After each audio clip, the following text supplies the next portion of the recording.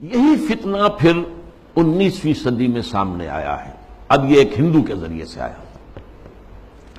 راجا رام موہن رائے بہت بڑا عالم تھا، فارسی کا، عربی کا، اردو کا، ہندی تو اس کی زبان تھی.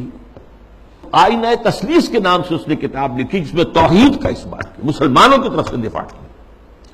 لیکن اس شخص نے بھی وہی دین الہی کی طرح کہ یہ تفرقہ جو ہے مسلمان اور ہندوؤں کے مابین، اس کو دور کرنے کی ایک ہی شکل ہے، اور وہ یہ ہے کہ ان کے اندر اتحاد پیدا کیا جائے خدا کے نام پر. چنانچہ اس نے ایک خاص مجلس قائم کی، ایک خاص اس کا فرقہ بن گیا برہمو سماج. برہما کہتے ہیں خدا کو، برہمو سماج یعنی جس طرح دین الہی اسی طرح برہمو سماج.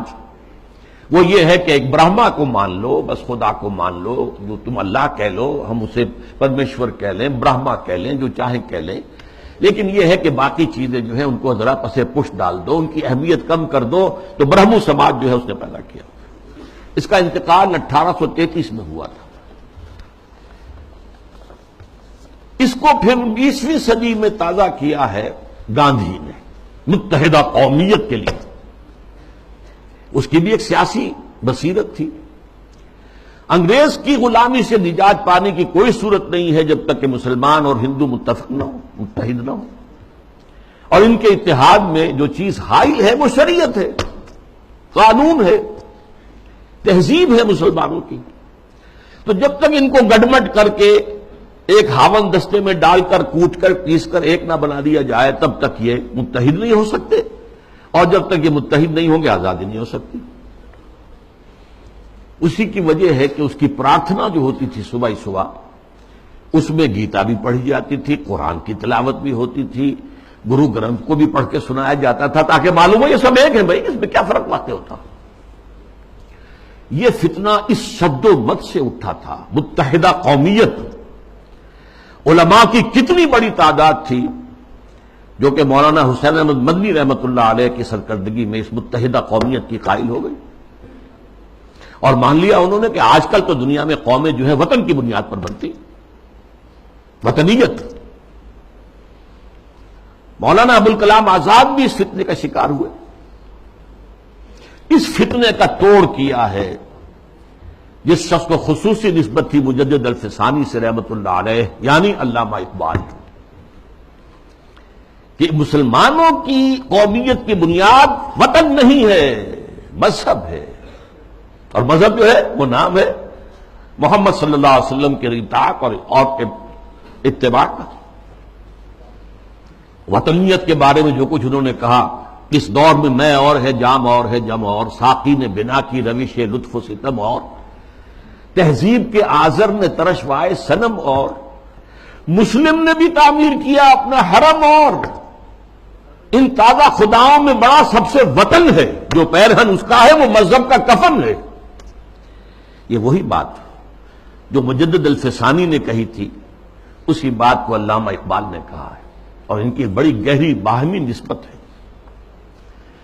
چوتھے نمبر پر پھر جب انگریز کا یہاں پر پورا تسلط ہو گیا 1857 کے بعد، تو فتنہ انکار حدیث پیدا ہوا، سنت رسول کا استخفاف.